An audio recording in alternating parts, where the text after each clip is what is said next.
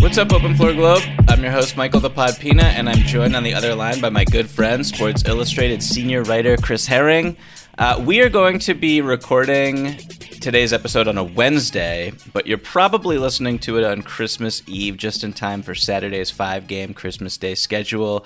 Chris, you and I will be previewing and ranking those games, and then talking about a couple matchups we wish we got to see instead of the ones that will actually be played. But first, a quick reminder to all of you to keep your emails coming into openfloormail@gmail.com. That's openfloormail@gmail.com. Before we begin, an obvious caveat must be said that due to health and safety protocols and how fluid they've made who is and isn't available from game to game over the past couple weeks, we'll be doing our best to talk about games that won't be played for another 72 hours while trying to project who, as of this recording, is and is not likely to play on Christmas. So just want to get that out of the way. And now that we have an excuse to be totally wrong about everything that we say going forward, Chris, I want to begin. This is an open floor tradition where we kind of rank and preview the Christmas Day games. We did an episode, you and I, before the season began when we first got the schedule, where we kind of went through and ranked these 5 games based on our anticipation. And we're going to do the same thing right now. I think things have definitely changed for a lot of reasons on how excited we are for each of these games. But why don't we kick things off with you telling me, I guess, the game that you're least excited about for on Christmas Day? Yep. I can't remember what I said. In that last podcast that we did, I can remember what I said about one or two of the matchups and two of the things that I was really worked up about. But I want to say that, the Knicks-Hawks one, when it was scheduled, first of all, I remember being really low on the Hawks relative to most people this year. Secondly, I remember saying I understand why the league is choosing this one, but I don't know if it would, I get that we're really desperate to have a rivalry in the NBA again, which we really don't have. But saying, man, the Hawks just kind of beat the brakes off the Knicks in the playoffs. So I know that there is, the interplay between Trae Young and the MSG fan base. But, I mean, you're looking at a couple of teams that haven't played particularly well this year. The Hawks have been better as of late. They had a rough start to the year. But we're also looking at a situation where these are two teams that I think the Hawks are still below 500, that are below 500, and both of them are dealing with outbreaks on their teams. So, including Trae Young, by the way. So, if Trae Young is among the people that's not going to play potentially, you take Trae Young out of that Hawks-Knicks MSG equation, and my interest level is basically zero. Because, it's just I don't want to watch two teams that are on the outside of the playoff race right now, outside of the top 10 spots, play in a Christmas Day game. So it was always a little bit of a gamble. There's obviously no way to know that Trae Young would be missing the game. He might not miss it, but I'm not excited about that game. I mean, it could be interesting, but I'm just not excited about it right now. Not to mention that there are other guys from each of those teams that are out aside from just Trae. Key guys, starters on both teams. So I'm just not really amped for that game at all. So we are in agreement. This is also the game I am least excited for, which is great because it's the first one. And sleep in. Exactly. I mean, look, if Trae Young doesn't play, then, and we should say he's in health and safety protocols, as you said, Chris, and he needs to test negative twice. He's asymptomatic, but he needs to test negative twice in 24 hours before that Christmas Day game. And we've seen certain players exit health and safety protocols before the 10 days. So maybe Trae will test negative twice and he'll be able to play. Clint Capella is also in health and safety protocols. Danilo Gallinari is also in health and safety protocols. The same thing would applies to both of those guys as well. We've seen the Hawks sign a few hardship players. And, I'm writing this column right now that's basically, and it's almost impossible to write this far out, but I'm doing it anyway, which is just like, things to look out for each game. And it's like the one player who I'm really intrigued by, I guess, that I'm not intrigued by, but just I think deserves more attention is John Collins. And it'll just be fascinating. I guess I'm going to watch the game regardless, I should say, but it'll be fascinating to see what John Collins looks like without Trae Young. So much of his minutes are tied to Trae. Trae's no teammate has assisted more baskets than Trae has assisted John Collins baskets in the entire league this season. So they have just wonderful chemistry, and John Collins, came into this season with he wanted to be an all-star. I don't know if he'll be an all-star, but this is an opportunity for him, I guess, on a national stage. We'll see how many people watch these games, but on a national stage for him to, put up crazy numbers. And, I mean, he's going to be the number one option, I would imagine, for the Hawks, where they have other players, other starters who are just out and injured as it is. So, Atlanta's going to lean on him. On the Knicks side of things, it's like Kemba's finally playing. Like, we talked about this recently, you and I. Yep. And because of the health and safety protocol breakout, basically every single guard in front of Kemba, so every single guard on the roster is in health and safety protocol. So he's playing now, which is great. He looked really good against the Celtics. He looked, I don't know if you watched last night's game against the Pistons. He looked okay. Mm-hmm. So that's cool. Get to watch Kemba, get to watch Julius Randle. Hopefully both of those guys are able to stay healthy. But I just can't get too excited about this one. I'm with you. It was all about Trae. It was all about Trae's relationship with MSG, shushing the crowd. And we're not going to get that probably. So I don't know what the appeal is here, and that's just a huge bummer. Yeah, man. I mean, look, like you said, some people come out of the protocol really quickly. I'm hoping everybody does. I'm hoping everybody, first and foremost, is just good. I think it's really easy to kind of gloss over all this and just, the basketball and, these are young guys that are healthy, that have been vaccinated. Yeah, all that is true. I'm just hopeful that, nobody has any sort of lingering stuff or, Joel Embiid, it was, a month ago that he came back not even and basically was saying how this just really kind of turned him upside down for a while.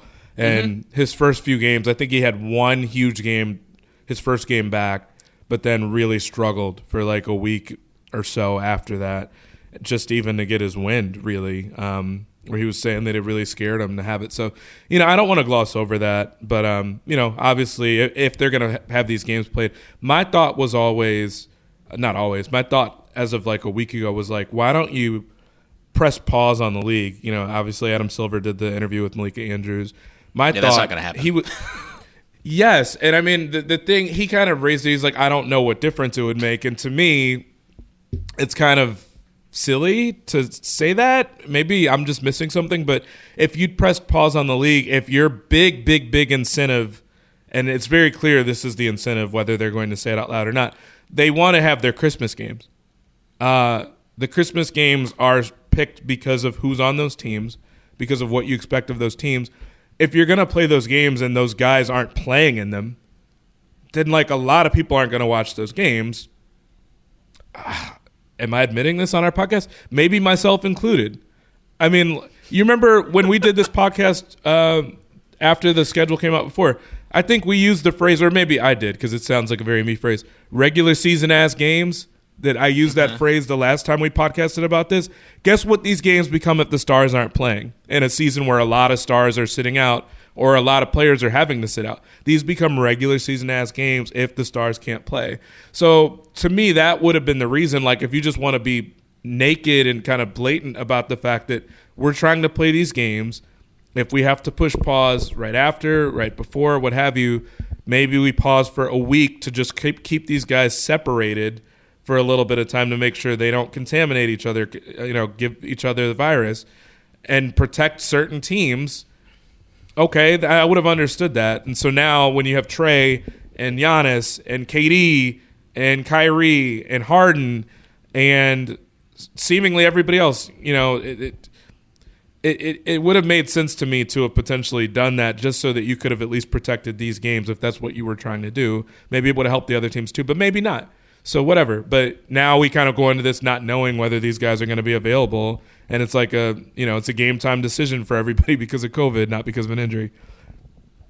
Yeah, I think that I saw this report today that there was a between $20 and $30 million committed in advertising revenue that the league was getting off of the Nets-Lakers game on ABC. So, yeah, and that was in response to the league deciding to postpone Thursday's game between the Nets and the Blazers, I believe, if I'm not mistaken. Right.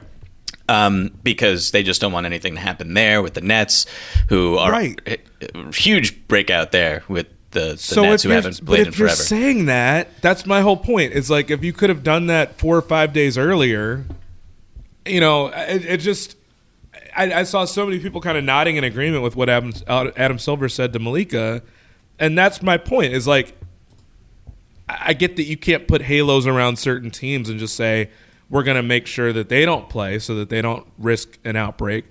But if you had done that with the whole league and done it a week in advance or a week and a half in advance just to get to Christmas, again, that would have made a lot of sense to me. And that's why I said, and I was like kind of stunned at how much pushback I got when I said about 5-6 days ago, it seems like maybe a week pause here would be real smart. And now you're seeing a lot of these guys out. I didn't even mention all the guys that are potentially out. And the Warriors have had, recent numbers too. Like God forbid Steph and other people get the virus. Not that anybody's more important than the other as far as just wanting everyone to be okay, but I think the league has certain games and certain teams circled that they don't want to have outbreaks. It's very obvious. So, yeah, we'll see. We'll see what happens. Hopefully Trey and everybody else is back, but that game just holds no interest to me, and I imagine some of the other ones as well. If half their team is out, including their core guys.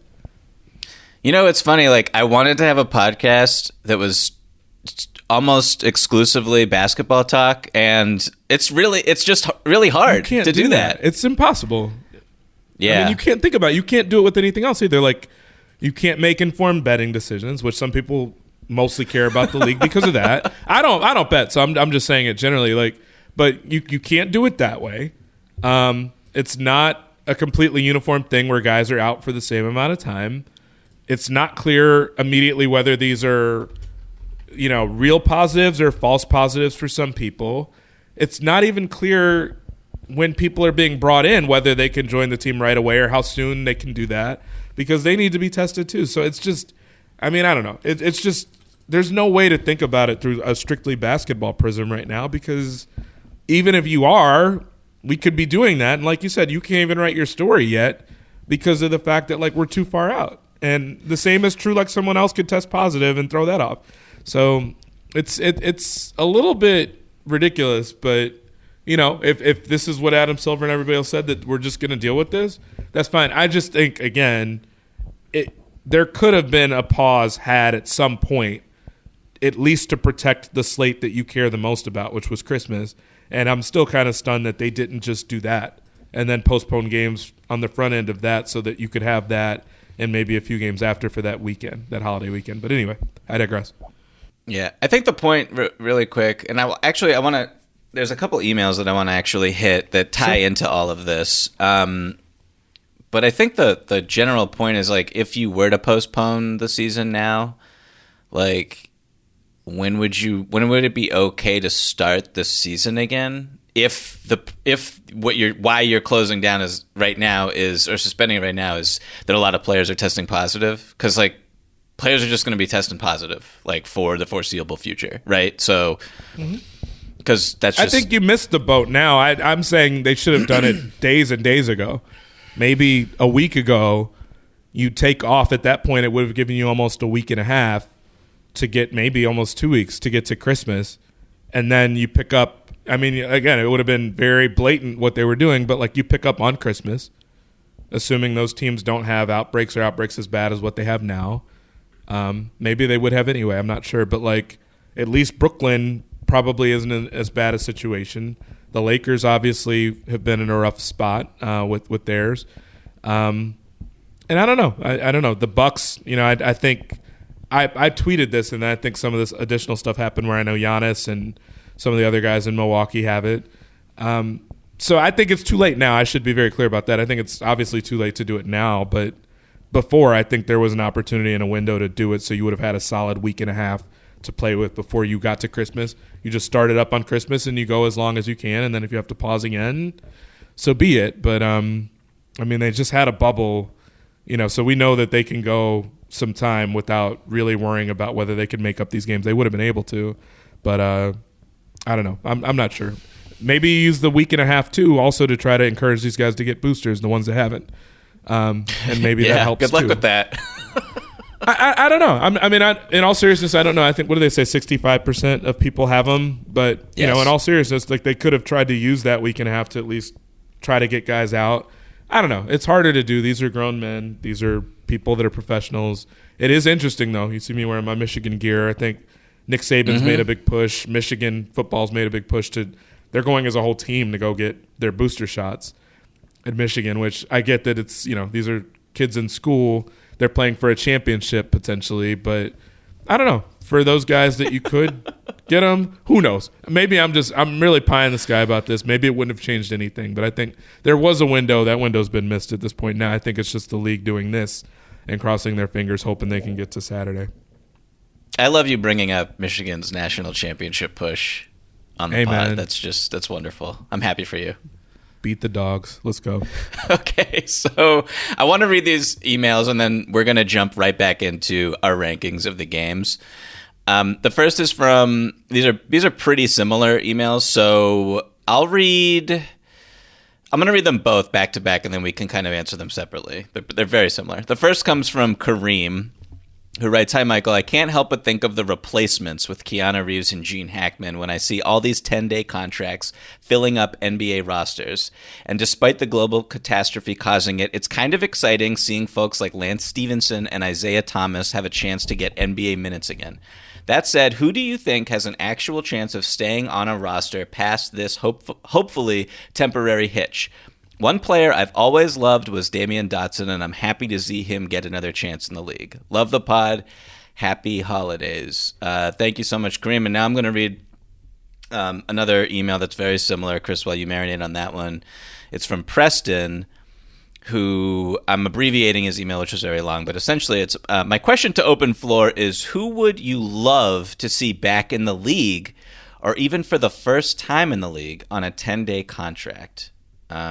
So, Chris, I'm going to address the first question from Kareem quickly while you kind of think over your responses, because I know I sprung these on you literally right now. Right. So, the first question from Kareem is essentially, who would you like to see stay in the league? Who do you think can stay in the league? And he mentions Isaiah Thomas. I mean, that's just my go-to answer with all of this. I'm really happy to see Isaiah back in the league. He had a really tough game Tuesday night against the Suns, and it was kind of like a reminder of what he can't do that he could do 5 years ago.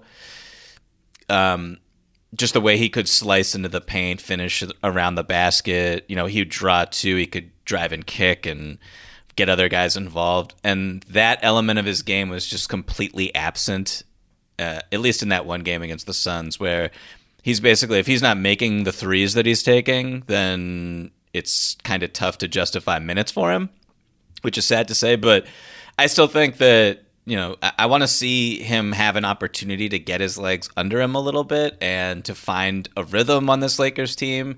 It looks like he's going to be in the rotation going forward, I suppose, with AD out and they're playing small. They're really committed to small ball, which is I guess good to see. It's probably too little too late for the Lakers. We'll get into them in a second. But who do you think that has already signed can stay and can like stick around beyond like their this initial 10-day period. I always have a tendency to like want to get cute with my answers, but no, I think it's Isaiah.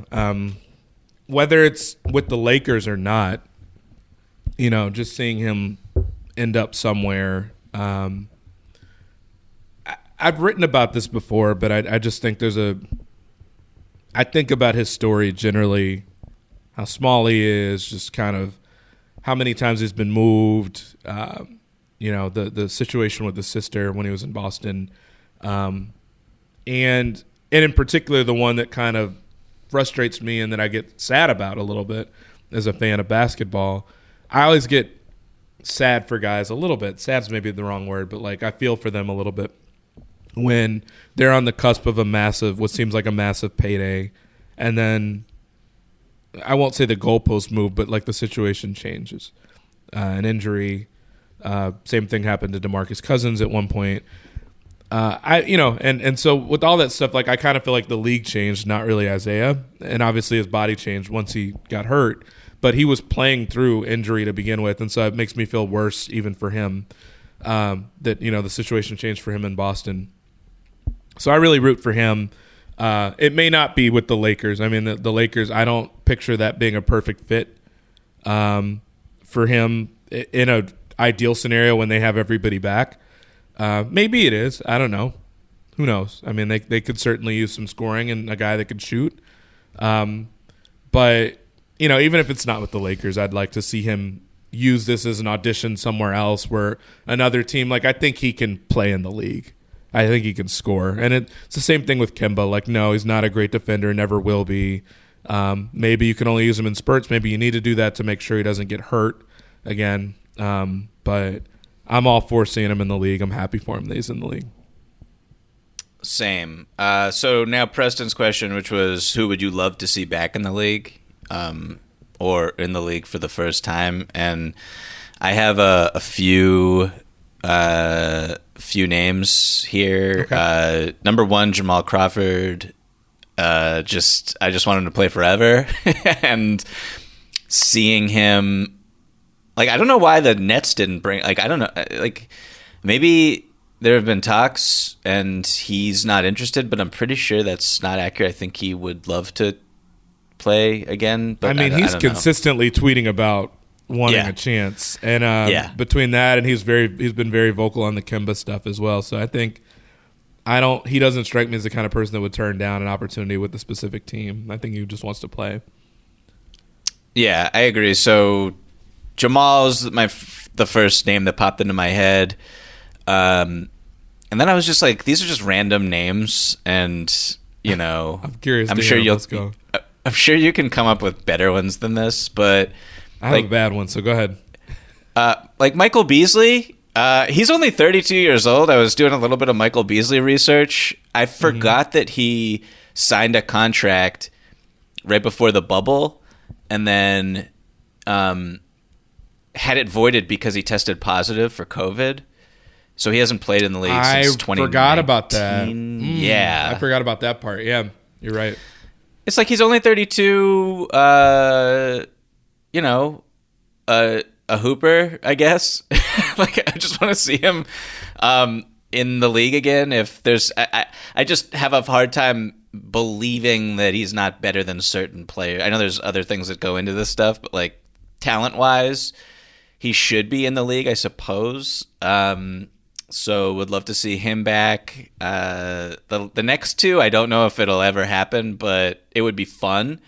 Larry Sanders, only 33 years old. We haven't. Okay, that was a name that I had on my list as well. Okay. Awesome. Yes. Larry Sanders obviously left the league. Really sad case of why his basketball career ended and him just falling out of love with the game and failing drug tests that, frankly, like, I don't know, you shouldn't be tested, in my opinion, for that drug, and who cares? For people that haven't seen it, read up on Miriam Fader's book, the book about Giannis. She did a biography on Giannis, and there's like a whole chunk of a chapter kind of devoted to Larry Sanders and what broke him is from a basketball standpoint. And it's really, I'm stunned just with the talent the guy has and the fact that, now he's starting to kind of get to that age where it's like, you can't assume anything anymore for what someone still has in the tank. But a really, really good player, and at one point looked like maybe a franchise player for that team. So it's kind of crazy to think that he's just been out of the league for all these years. I think he got one shot with another team. I can't remember who it was. It was like a 10-day. Shelby, our producer, is telling us he was with Portland in Summer League. Beasley. You're talking about Beasley. Oh, my fault. Okay. Because I was like, damn, Larry Sanders, I missed that. But Larry Sanders went somewhere. Was it Cleveland that he was with the LeBron Cleveland team? Ooh. I'm looking. I feel like I'm not wrong about that. I feel like I'm not wrong about that is a wonderful thing to say. I'm looking at pictures of him in a Cleveland uniform. Like, you remember they got real desperate that year. They didn't have any defense when he was in Cleveland and when LeBron was in Cleveland. So they did. But it says Cavs cut ties with Larry Sanders after he missed team bus to the airport. He was. Who hasn't missed a team bus to the airport? I mean, come on. Is that really that serious? If we're being honest, I don't know, but the guy's talent. I mean, so stuff happens. I mean, it seemed like he was not in a good place for a while, but he was probably the second name that came to mind for me. Did you have one more you want to throw out? No. Go. Mine was like very tied. It was like a marriage between the two people you mentioned with Beasley and Larry Sanders, because it's like someone that kind of was struggling with the same thing seemingly, and a teammate of Sanders, if I'm not mistaken, was O.J. Mayo, who, very similar to what you said a moment ago. O.J. Mayo on my list. Was he? Okay. Like someone that kind of was essentially kicked out of the league. I mean, I've certainly heard the stories before about him not minding recreational marijuana. I mean, whatever. That's fine. If that's true, who knows whether it is, allegedly. But also that I think he had like a pain medication that he had taken that got kind of out of hand. But it's just, okay, like he was a pretty good player, like a rotation player for a good team that then became great. It just kind of seemed like there was some weird stuff happening with Milwaukee there for a couple of years between the Larry Sanders stuff and the Kid era and the O.J. Mayo thing. And it's kind of surprising me when these guys just never end up back in the league. O.J. Mayo, you don't need anybody to tell you, was, probably as far as high school players go, would you say he was like the most hype other than LeBron coming out of high school? I mean, very, very close, if not. I mean, LeBron, I think, was in his own stratosphere, but like O.J. Mayo was probably the high school name I heard most after that, just in terms of what people thought he would be. But also had put together a pretty decent NBA career, was not going to be a star, but was a pretty good role player, a guy that was pretty custom made for an NBA that shoots a lot of threes. So he's 34. I think he's probably a little bit too far up there at that age. I feel like wing players start to slow down defensively, and O.J. Mayo was not really known for that side of the ball to begin with. But who knows? You have a lot of guys in the league that are not great defenders that can shoot. So I don't know. Stuff that's drug-related as it relates to drugs, if and when it's not the hardest drugs, particularly as you mentioned with marijuana essentially being legal now in so many places, it's kind of crazy to me that those guys are just out of the league, even if it's something where like it happened multiple times and it got them out of the league. It seems weird to me now that you've got former players that are selling marijuana from a legal standpoint, have companies based around it that market it, but you don't have the guys that had problems with it when everybody else does it too. I guess I won't say everybody else. I don't smoke. But anyway, it's just silly to me that these guys are out of the league. Maybe there's more to it than I realized, but I would have loved to see him get another chance, or to get chances, him, Larry Sanders, and Michael Beasley for sure. Yeah. Okay, so let's get back to the Christmas Day slate. And I brought all of this up because I thought it was going to tie into, and it kind of did, the game. I'm going to give you my fourth game that I guess I'm most anticipating, or least anticipating. And it is Lakers-Nets. And this was easily the number one game I was anticipating before the season started. I believe we were in line with that, right, Chris? Yes, I'm pretty sure. I'd like to go back and listen to that pod. I probably should have, but yeah, I'm pretty sure it was. I think we were in lockstep there. Yes. We could spend the next 20 minutes listing all the players who are in health and safety protocols on both of these teams. It's absolutely ludicrous. And the most important ones, I suppose, are, Kevin Durant, number one, who's probably not going to play. And again, all of this applies for everyone, that if you test negative twice in 24 hours, then you can leave health and safety protocols. But for right now, who players who kind of fall in that 10-day span, KD, Kyrie is also in health and safety protocols, and we addressed that situation in our last episode.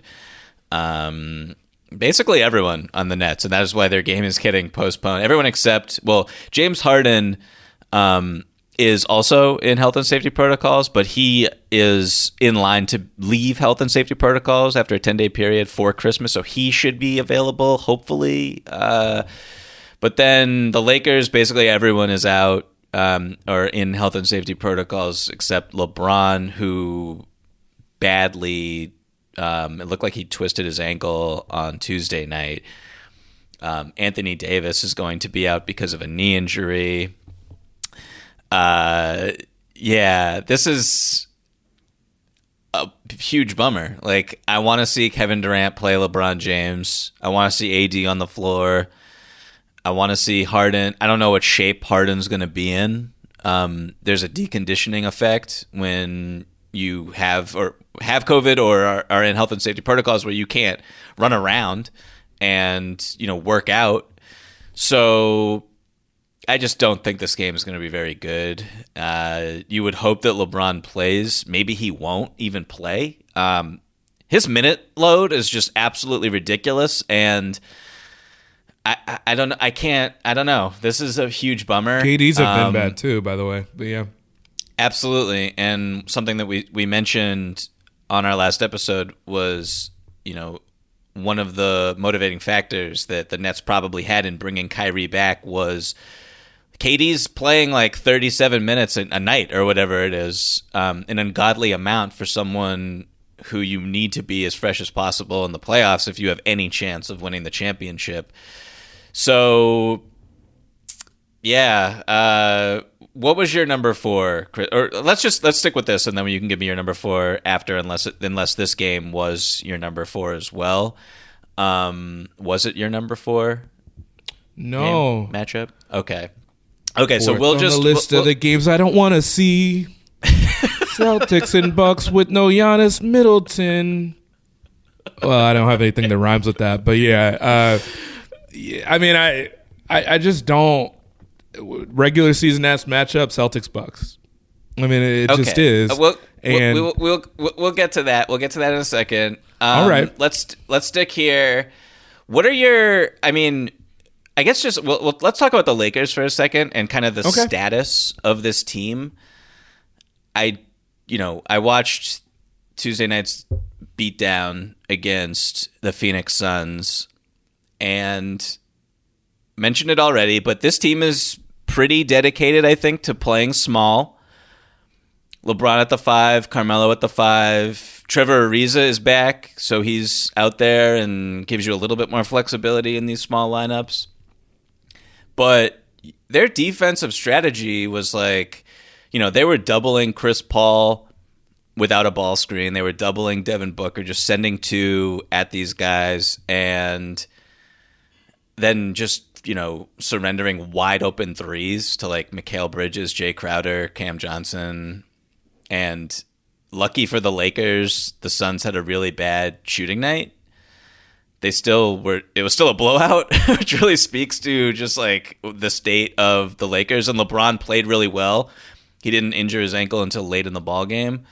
But I don't know. Like, I want to say, I was listening to the Low Post the other day, and Kevin Pelton, who is one of the smartest minds covering this league, said something interesting in that he still believes that the ceiling for the Lakers is winning the championship. And that kind of took me aback a little bit because I don't know what evidence we have at all to say that this team can win the championship. I think they're miles from being considered a contender. And yeah, it's like Kendrick Nunn is going to change everything. What trade are they making that's going to change everything? I don't have faith anymore in 37-year-old LeBron and this version of AD who this guy hasn't looked like a super duper star since the bubble, straight up. So win healthy or not.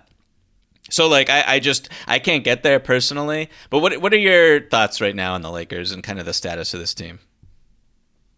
I thought Fizdale brought up something interesting, which, by the way, the Lakers coach is in health and safety protocols too, which, Jesus. I thought Fizdale's point was interesting where when you talk about them kind of throwing two at Chris Paul, it's not crazy to think that, it's not necessarily the strategy I would use, but at the same time, like, if they're trying to do something to throw teams off a little bit because they don't feel they have great rim protection, which they don't without Anthony Davis, or maybe you do, but you've got to use it in a weird way where you've got LeBron at the 5 or Carmelo at the 5 and different alignments like that.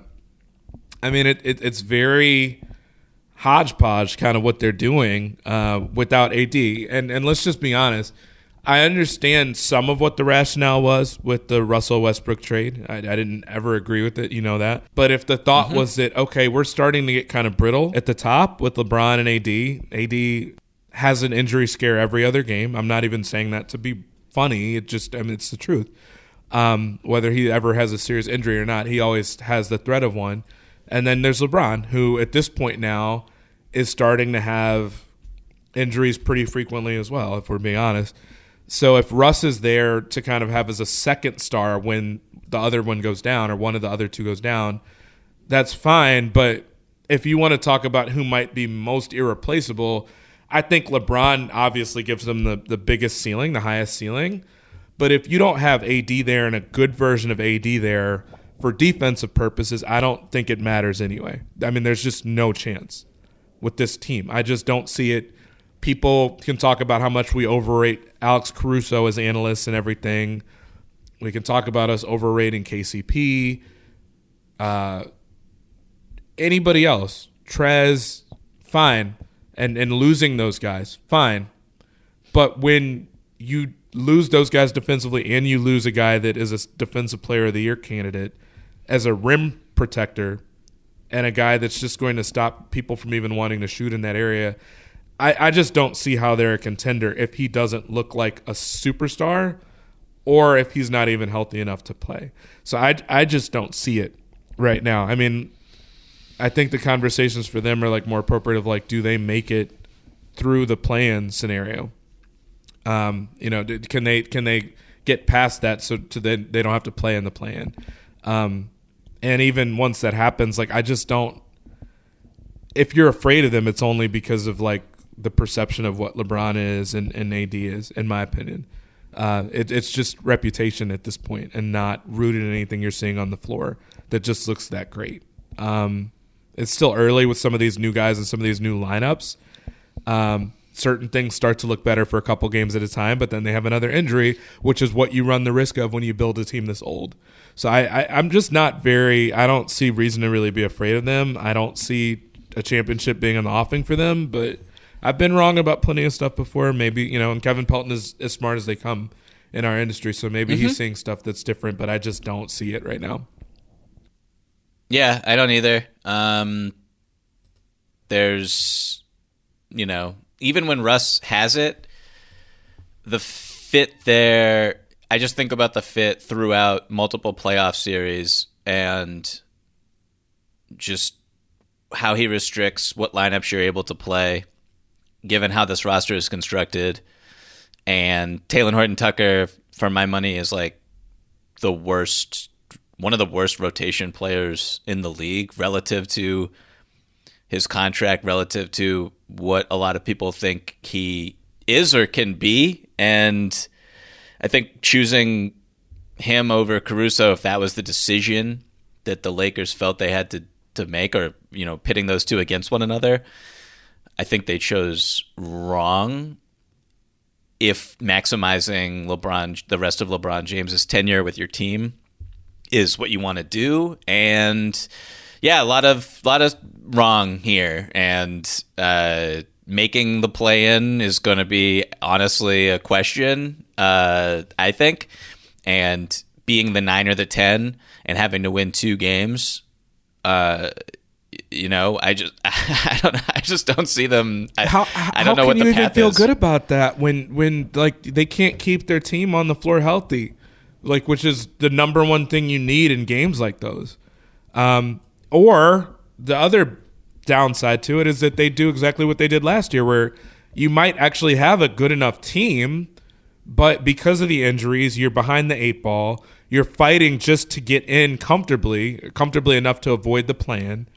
And then because you fought so damn hard for that you're banged up by the time you actually do get to the playoffs, and it doesn't matter anyway, because then a team that's either at your level or better than you takes you out, which I think is what happened with Phoenix. I thought Phoenix was better than them anyway, but also the Lakers were hobbled. So it's kind of pick your poison, but it's just immediately when they made the Russ trade, I was like, this is not, to me, a favorite in the West anymore. And I mean, we've definitely seen that, but I just don't even see like what breaks right for them at this point, absent like a major trade that I would say moves Russ somewhere else. And I don't know why anybody would do that. I don't see what thrusts them back into that conversation of being like one of the 2 or the 3 teams in the West that you would feel the best about. I mean, you have 3 solid, rock solid teams in the West right now, in my opinion. And standings wise, it shows that way. So I just don't even know what you even do to make that team like the 4th team in that conversation. I don't think there is anything, again, absent like a major move to get rid of somebody and just bring in a whole lot of talent for depth. I don't see it. And youth. Right. I don't either. The answer is you need AD to be a top 5 player, and he just hasn't even looked. I wrote a column after the bubble for GQ about how like this was going to be AD's time. Like as the league was shifting to small ball, he was going to be able to dominate. It just hasn't happened. I don't, some of it's health related. Some of it's how the Lakers have built this team and just like hung him out to dry defensively. And yeah, so they kind of stink. And the Nets are a little bit of a mess with the Kyrie thing. And we'll see how he kind of assimilates with them going forward. But where did you have this game, ranked? Because I know you had Celtics, Bucks, 4th. You know what? I wish I could show you my sheet. If we were offline, I guess I'd share my screen. I had it 2nd, but it's like in a completely different color than everything else because it's fully recognizing that it's 2nd if you get all the contingencies, like KD plays and LeBron. I mean, LeBron is not in health and safety protocols, but like Kyrie plays, and that Harden, is able to play. In that case, just the names alone interest me enough and draw me enough. And the KD-LeBron matchup draws me enough to make it more interesting than almost all the other games, in my opinion. But it has nothing to do with the teams at that point, which kind of sucks. Like, one thing that I think we lose sight of, man, the league has expanded to get to where it is now with all these Christmas games. I was looking back at like 2000, 2001, before we hopped on the podcast. They were only playing 2 Christmas games on those days. Like, there's nothing wrong with doing that. I think the league just understandably, greedily so, is saying like, shit, man, there's too much money to be left on the table. We could hold your attention all day long. And it's funny because, like, for me, it's actually too much basketball where you have a clear drop-off between, like, the 2 games you're really excited about and then everything else. And to me, you very easily could have had 2 games on Christmas, and maybe not easily if there's all that money on the table, but like there are 2 games here that were more interesting than the others, and it was, the one that I think is obvious that we will talk about later, and there was Nets Lakers, and like you said, it's lost a lot of the luster because the Lakers just aren't that good. AD's not there, and now we've got an outbreak with one of the 2 teams that's trying to play in the game. So, if they can make that happen and enough of those guys can play, Harden and KD, along with LeBron, okay, then I'm interested enough just from a name standpoint. But as far as the teams are concerned, like I couldn't care less about the Lakers. I don't enjoy watching them play right now. I don't.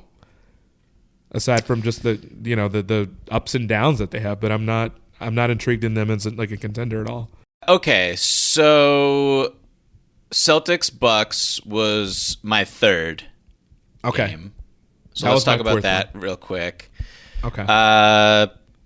Giannis should be out of health and safety protocols. We'll see. So he should. I'm thinking he will play in this game. Chris Middleton has been a little.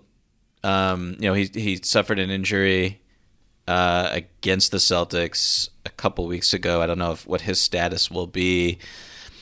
The Celtics have their own little own COVID outbreak. Josh Richardson, health and safety protocols. Grant Williams is in health and safety protocols. Al Horford. So I don't know what the status is of all these players in this game. I like the match. I like the fact that maybe we'll get to see Tatum and Giannis and Jalen and Drew Holiday. That would be fun. I think that I don't know, like just talking basketball wise, like this is a pretty intriguing. This could be a playoff series at some point this season. I don't know what round it'll be in or whatever like that, but it could be a little bit of a playoff preview. It's fun stylistically with just how the Celtics. I think both of these teams will switch a ton defensively, and I don't know. What are your thoughts about this? Why aren't you excited about this one? I mean, it's like when it comes down to it, like the Celtics have a losing record. The Bucks have really picked it up. Which I think we all knew that they would do. I don't know that we feel super, super great about Boston just coming out, and finishing 5-10 games over 500. I think that they've got the potential to be a little bit better than they are. But I think, honestly, again, when we look, I just think at this point, probably the best way to put it, to shorten what I'm saying for a lot of these, at this point, I think we have too many Christmas games.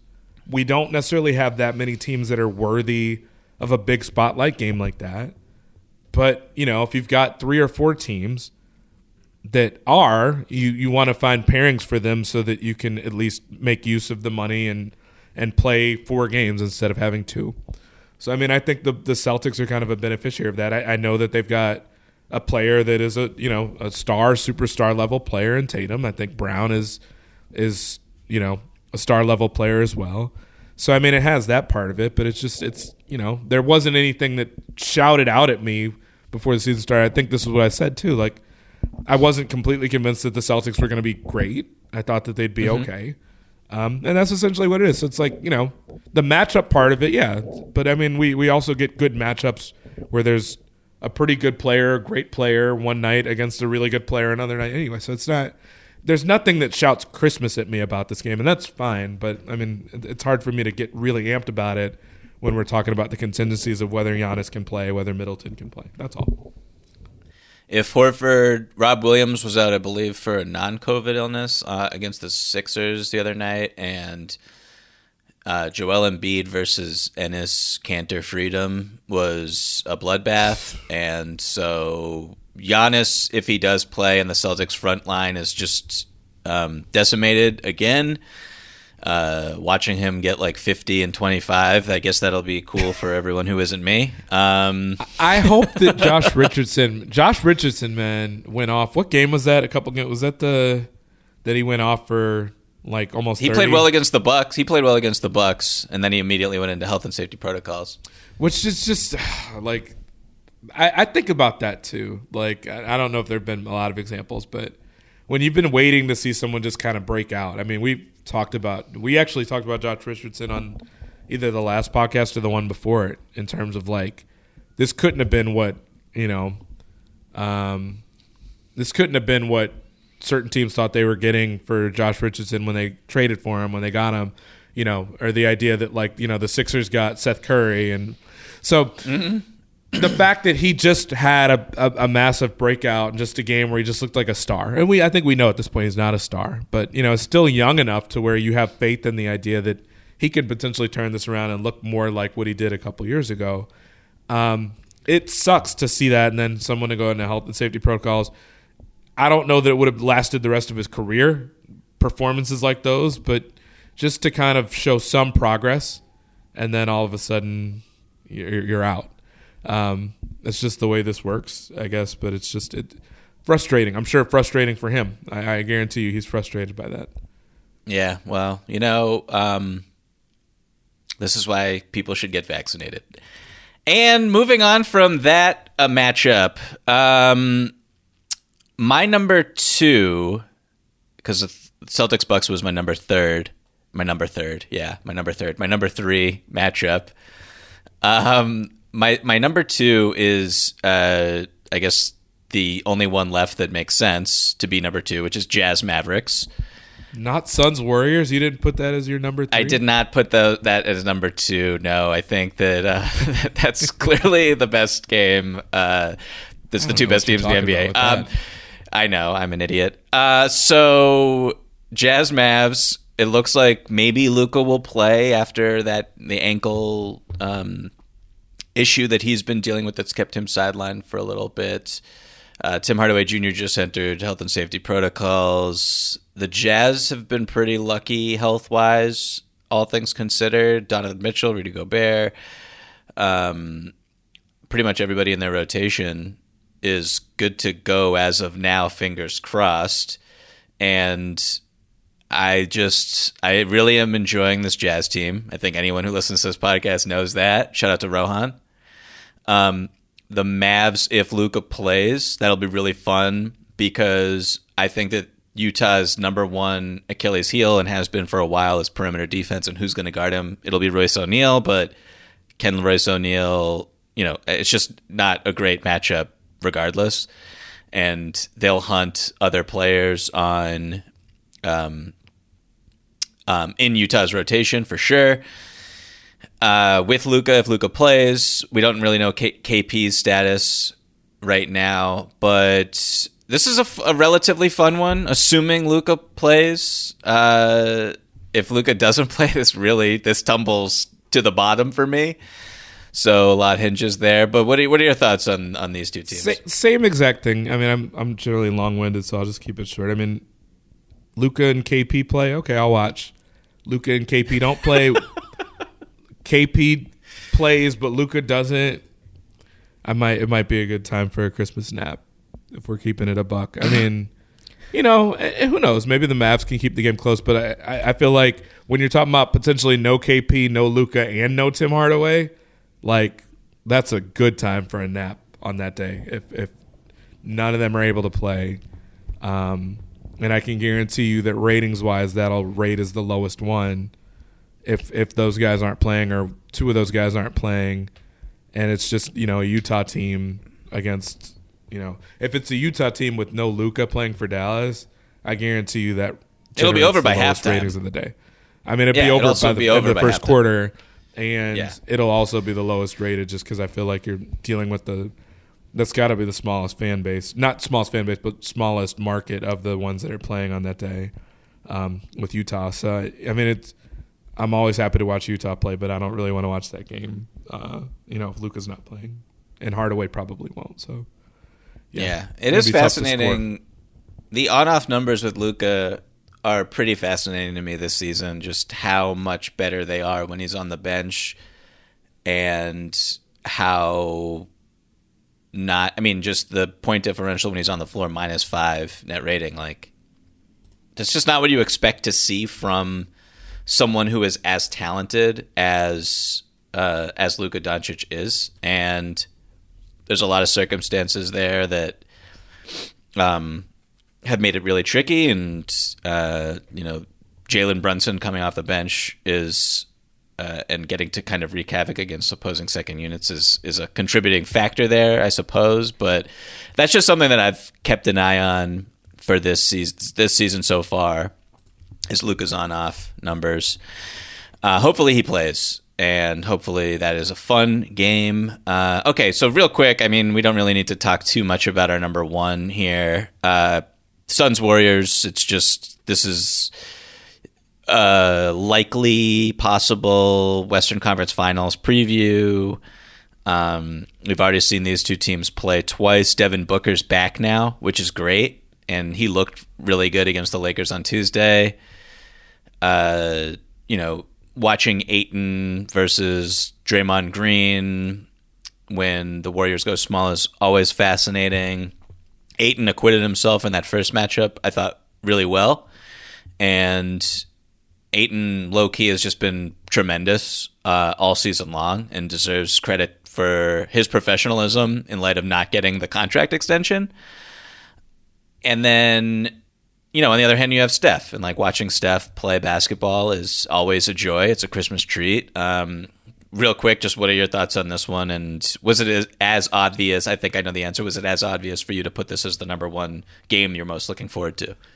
Well, yeah, and I remember when we did this podcast, when the schedules came out, I remember saying, so I'm not looking at the schedule and being like, man, why'd you pick this? But kind of why'd you pick this game? Because there wasn't history between the Suns and the Warriors. And I think you rightly pointed out, you're like, yeah, I think it might be more of a Chris Paul Steph thing. In the same way that, with the Lakers and the Nets, aside from the star power, that it was a LeBron KD thing. And so I was like, yeah, I think you're right. But it just goes to show you that there aren't really any rivalries, hence the Knicks-Hawks game. So I kind of questioned it straight up just because it was kind of like, I'm not totally sure the Warriors are going to be good this year. Certainly not sure if they're going to be great. And so I remember I don't think I took shots at the schedule makers, but I was kind of like, maybe they didn't have great slates to pick from, but there were certain teams that I probably would have included and other ones I would not have. The Nuggets, I remember saying the Bulls were a team that I would have considered. And I remember making a point of not having the Sixers there. So I was somewhat critical of it. And I remember, we got some blowback from the other podcast, Crossover, when they had one of the league schedule makers on the podcast kind of saying essentially there are critics out there that either don't know what they're talking about or that are being a little bit too heavy-handed with the criticism. So the Suns-Warriors one held up amazingly. I don't think that you can control for COVID, obviously. To some extent, you really can't control for injuries either. But some of these matchups weren't super intriguing to me before, and they still aren't. But the Suns-Warriors one was one where I was kind of like, it's okay, I guess. Obviously, this one is the one that everybody is going to want to see, that they've already played and, has already been entertaining when we've watched it twice. So hopefully this one's good, too. Hopefully nobody else enters health and safety protocols. I think the Warriors, too, they have Wiggins, and then there was at least one or two other people that they had. Jordan Poole is out as well. Right. I don't know if is he in the protocols or is he just injured? I'm looking this up. I thought his was that he. Trying to answer. I'm almost positive he is in the protocols. He is in the protocols. Yeah, he is. Right. So hopefully, I don't know realistically whether they can play. It'll be worth watching regardless. But yeah, I mean, this is the one that the league knocked out of the park. So props for that because, like I said, I did not really give props for that one before. I was just kind of lukewarm on it, but it's obviously the one that stands out. So on that note, what is one matchup, Chris, I know you're writing a column about this. What is one matchup that we did not get that you, sitting now, looking at the standings, looking at all these teams, knowing what we know now, what are two teams not playing on Christmas that you really wish were matched up against one another? You know what I'll pick for now? Like I said, even going back to the schedule release, I was like, you could have picked the Bulls, and I don't know why people are so out on them. They're a big market. There's a really good chance they're going to be decent this year. So I certainly now I would say it, with the Bulls being in the 2 spot in the East and looking pretty legitimate as far as I'm concerned. So the Bulls I would take. And, if you're looking at it from we're trying to grow the league and we've got real star power here and someone that is really fun to watch, I think you take the Grizzlies. I think I probably would go Bulls-Grizzlies. Great call. You and I had a conversation 2 or 3 weeks ago about which team did we think was most likely to emerge as that 4th team in the West. I think we both picked the Clippers. Ever since we said that, Ja Morant was out of the lineup, and then the Grizzlies decided to hit the turbo button without him. And And so they've kind of, I mean, it's not a huge distance because it's only been a couple weeks, but they've created some space between themselves and the teams in the 5-6 spots out west. So they did that without Ja. I think they're going to have to kind of not get used to playing with them again, but it might take a couple games to get back in rhythm. So the Bulls-Grizzlies game is the one I would pick. I wouldn't really think twice about it too much because basically two teams that are winning the season. The other team that I thought about, I don't think people would be jazzed up to watch it for Christmas, is the Cavs matching up against somebody, but guess who's in health and safety protocols?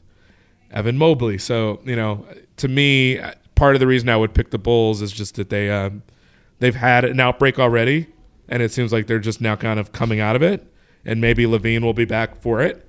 They've gotten DeRozan back, and they've got a lot of their other important guys. Caruso's there.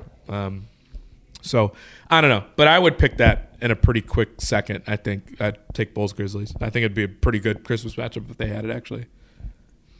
Yeah, Bulls in a lot of ways have been the team of the season, I feel like. And you and I are both on the right side of history with our preseason predictions. Got a lot of other stuff wrong. Me seriously, and a lot of things that I said, but I'm guilty of some stuff too. No, you're not. You're perfect. So a lot of Knicks fans would disagree with that one, although they were happy to hear me kind of zig where a lot of people zagged during the offseason, but I thought they'd be better than this. I didn't think they'd be this bad. Bulls, Grizzlies. First of all, the Bulls are fun to watch, right?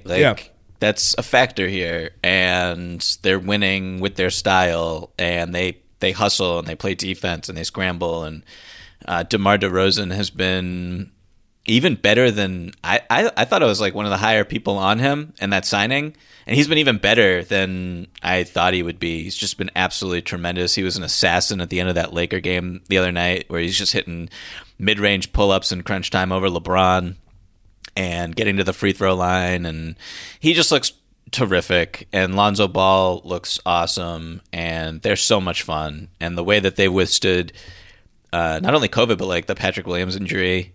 That too. Haven't heard his name in a minute, and I know that's incredible. So, shout out to Chicago. Shout out to the Grizzlies. Opposite of a shout out to that fan sitting courtside at the Grizzlies Thunder game who yelled at Ja Morant to be back on the sideline or not play anymore so that the team can keep winning. Total imbecile. And that if you ever write an email to Open Floor, we will not read it. That is the punishment for that fan. Very dumb of him. Ja Morant is awesome. Ja Morant also played well. I don't know if I don't know if you watched that game. He played well in crunch time, and it wasn't his fault that the team lost. But no, it wasn't. Neither here nor there. So the Grizzlies, that would be great to see them. The Denver Nuggets also, real quick. Watching Jokic, I don't really care who else is on the floor. It'd be great. He's the best player in the world. So what matchup did you have? Did you have the same matchup? Did you have a similar matchup for the one you would want to see if we had to pick a different one? Mine is kind of spicy, and let's hear it. Because mine is Nuggets Heat, and that's just because that's fine. But the Heat are so. It's just not a primetime roster right now. They're playing well. Nope.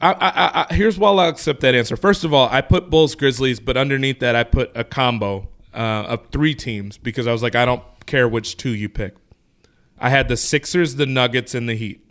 Fully understanding that the Heat don't have Bam or Jimmy, but that they have a record that is kind of more in line with what you would expect of a Christmas team.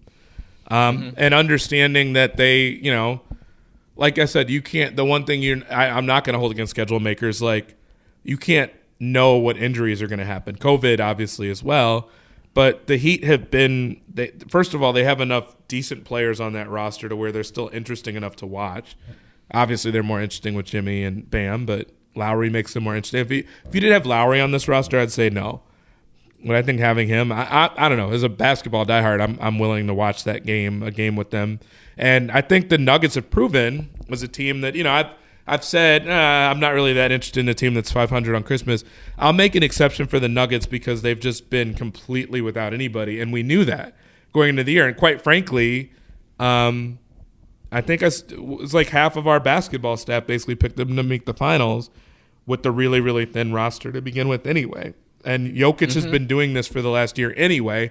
And Jokic is exactly the sort of player that you need to be taking opportunities to grow the game with anyway, as far as the people that will sit and watch them, people that are like, okay, I don't care who's playing on Christmas, I'm going to watch all the games.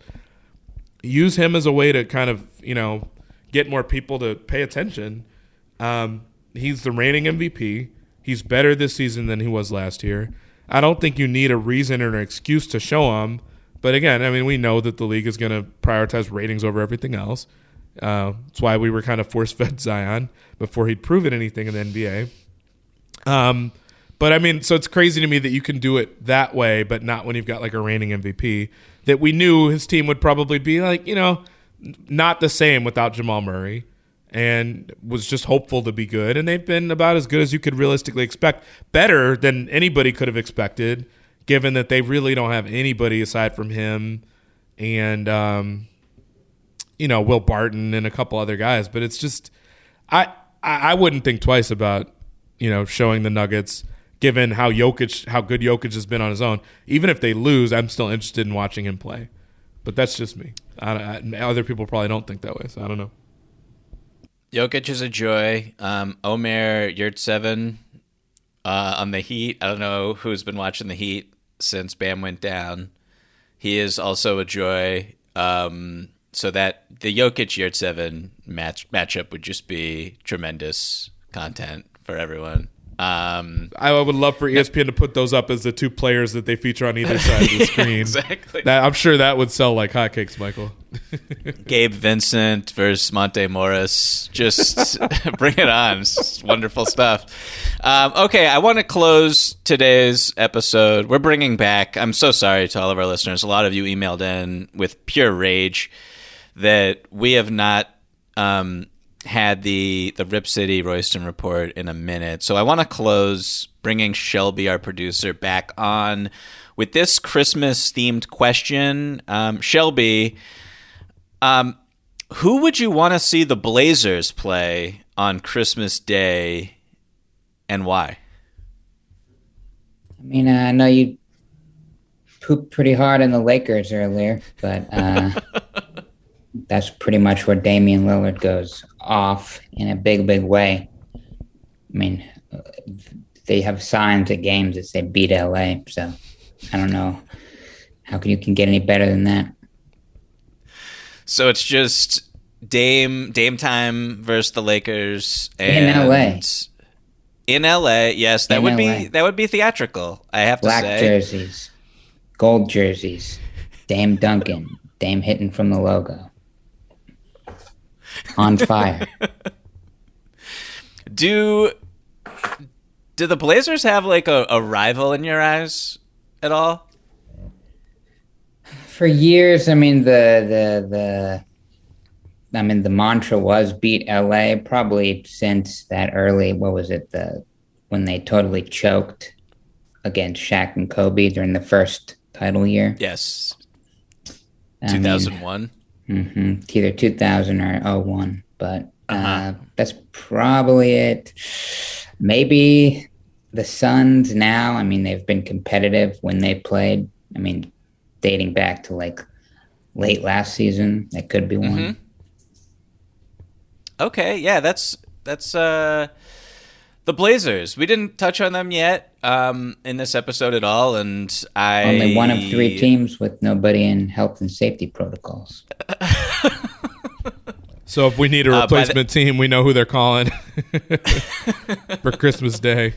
You just slide them in there. And by the time our listeners listen to this, probably half of the Portland Trail Blazers will be in health and safety protocols. So that's just how things are going in the league. Shelby, thank you so much for joining us there with that crucial crucial insight onto the Blazers, and our listeners can't see right now, but Shelby is wearing This is on video. 3/4 zip. It's a quarter zip. Yes, that is true. That is, yes, we actually do post these on YouTube, so people can check that out. But Shelby is wearing a 3/4 zip. That I had to pay for. Nothing from the team yet. Nothing easy. Nothing I'm looking easy. for kickbacks. I'm looking for kickbacks and plugola, payola. I'm not a journalist. I don't have to obey by journalistic ethics. I'll pay for it. I'll pay for it. Give me one of the coach's quarter zip pullovers, a color of your choice. In a small.